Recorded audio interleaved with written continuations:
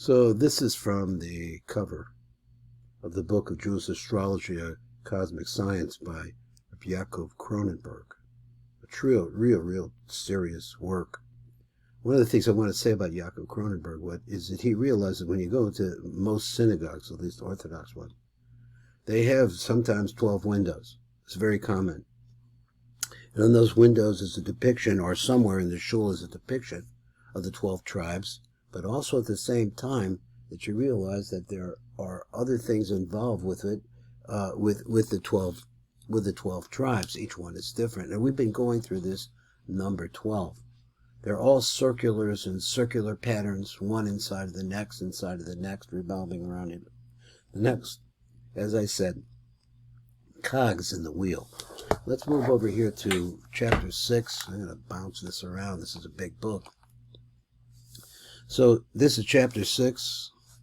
It says like this: let us summarize where we are holding so far.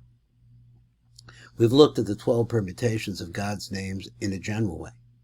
And we've been saying that they show that it is not the stars or planets themselves that decide the names, but the rulership over the planets comes from God.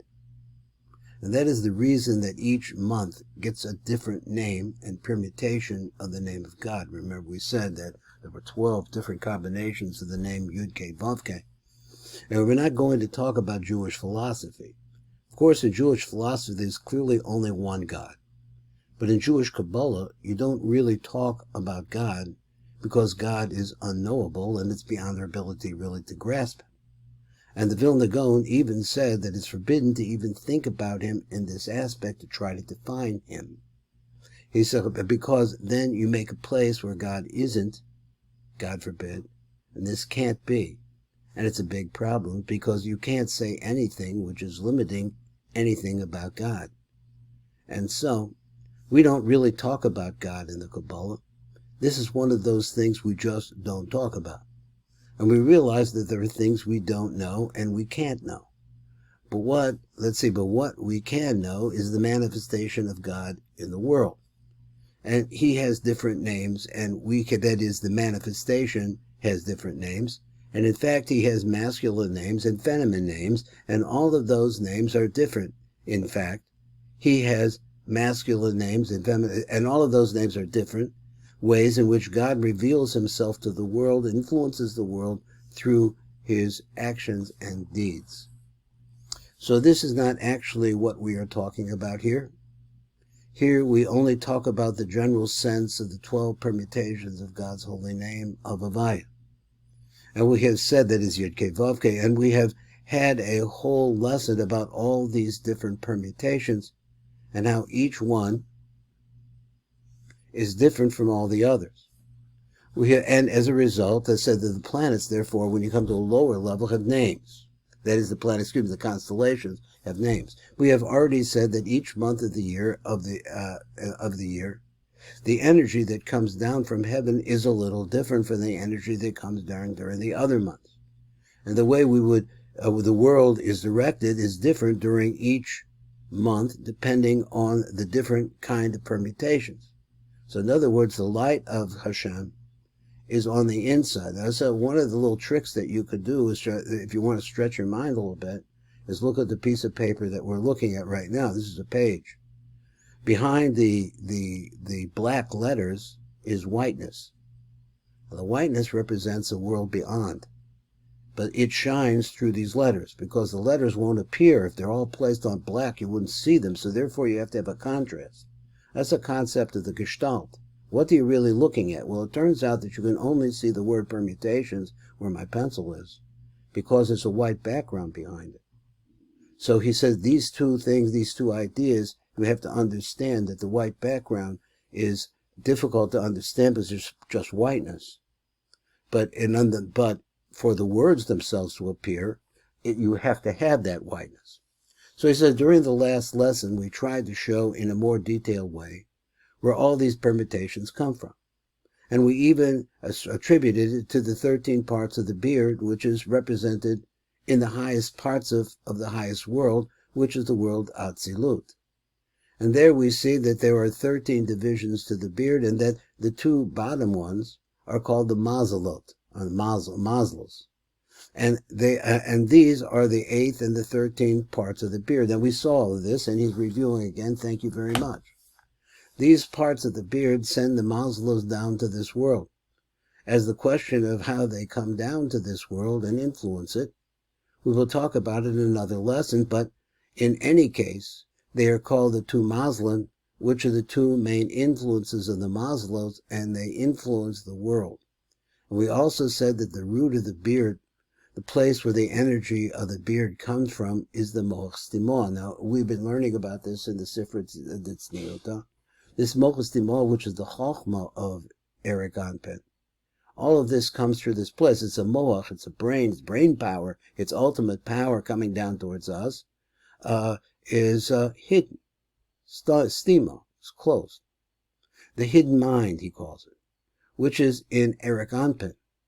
And that is the point which is running everything in the world. Again, this is a place, and we were talking about the Zion de Golgotha, for example, in the Official and other places, that we were talking about how the 7 de Golgotha, which really a manifestation of the 7 lower spheres, the Zat of Atek Yamim, inside of the skull is there an Anpin shining in some way, because it's a light, again, it's the light of the Ein Sof, which is indescribable and nothing. And the way it works is completely hidden from us. And we talked about the mentioning Moshe Rabbeinu when he saw the future of Rabbi Akiva, and how the latter was teaching the Torah in a way that even Moshe Rabbeinu couldn't understand. So Moshe Rabbeinu said, "This person is so great, please show me his end." Remember that one? And then Moshe Rabbeinu saw that his flesh had been peeled layer by layer off of his body during this execution at the hands of the Romans, a very nice people. So we now have a Roman church. So Moshe Rabbeinu said, "This man is so great, and is this supposed to be his reward?" And then God said to him, "Be quiet, because you can't understand what I'm doing." And that is the concept of the hidden mind. Very interesting. The hidden mind is called hidden because the motivation that's coming from the Mochas Timor we can't understand. And accordingly, you can't understand why God does what he does. And what happens, let me get this back up here, and what happens in this world. You can't understand why the righteous people sometimes suffer, why sometimes they don't, and why sometimes evil people have a good time in this world, and why sometimes evil people suffer in this world. He really meant to say, I think good people suffer in this world. So everybody has a different experience in life. And the source of those experiences in everyone's life is one from a place beyond our understanding. And that's what he means by the Mochas Timor. Now, different kinds of ideas here. The Mochas Timor has a crust over it, which actually, I guess, further filters the light of the Ein Sof, the ununderstandable light, and it comes into the Mochas Timor. And the Mochas Timor, which is closed and ununderstandable, is really the source, and it must be, in physical terms, very small, and ultimately completely powerful, because it's running the whole universe. He says, and the tribes are mentioned at the beginning of the books of Exodus, according to the order of how they were born, with the children of Leah being mentioned first, followed by the children of the other mothers. And this list doesn't list Joseph, and it doesn't list Ephraim and Manasseh. But we see in another place, in the 2nd chapter of the book of Numbers, it is mentioned that there were 4 camps, each with 3 tribes, one in each direction, and there it is somehow connected more with the 4 elements of earth, fire, water, and air. Now, let me just, we see these different kinds of ideas that are put out there, exactly what we do that. So he says, so tonight, he said that these are, what we're reading here is actually recorded lectures that Rabbi YAAKOV made and put on the air, or probably somewhere, maybe way back, and now it's in book form. So we have this going on. So he says tonight we will be starting the lesson by going deeper into these 4 elements. So he just said there were 4 camps with 3 tribes, 1 in each direction, and it is somehow connected more with the 4 elements. Now, what do the 4 elements, earth, fire, air, and water, have to do with this? This is where we left off, saying that the first 4 months of the year, the constellation of which are Aries, Taurus, Gemini, and Cancer, represent these 4 elements, which you can see if you pay attention. So let's say, for example, Aries represents the fire sign, Taurus represents the earth sign, Gemini represents the air sign, and Cancer represents the water sign. And then it starts all over again with the following 4 months of the year representing these four signs in the same order. So Leo is a fire sign, Virgo is an earth sign, Libra is an air sign, and Scorpio is a water sign. And this is followed by the last 4 months of the year, which are represented by the remaining 4 constellations in the zodiac, and represent those 4 signs in the same order. So the 12 months of the year in the constellations, they are represented by forms leave out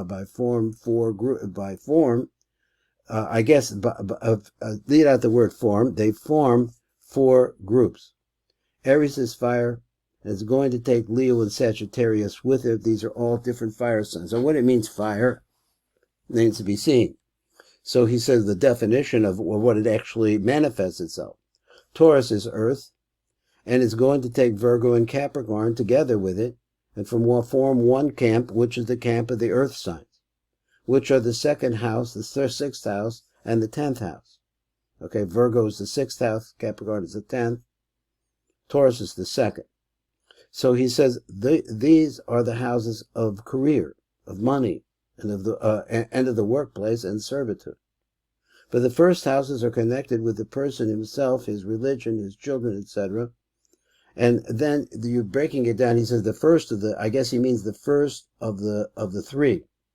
And then you have the 3rd group, which is Gemini, and it takes Libra and Aquarius, which are the 3rd house, the 7th house, and the 11th houses in the zodiac, being combined. And you combine them into the concept of air, forming the element of air sign, which is the sign of social matters. I'm losing the place here a little bit. This is a sign of social matters, which are connected with air and communication. And the 4th camp is that of Cancer. Cancer is water, which also takes with it Scorpio and Pisces. They are the 4th, the 8th, and the 12th houses, which are connected with emotions. And the hardest thing to understand is the emotions.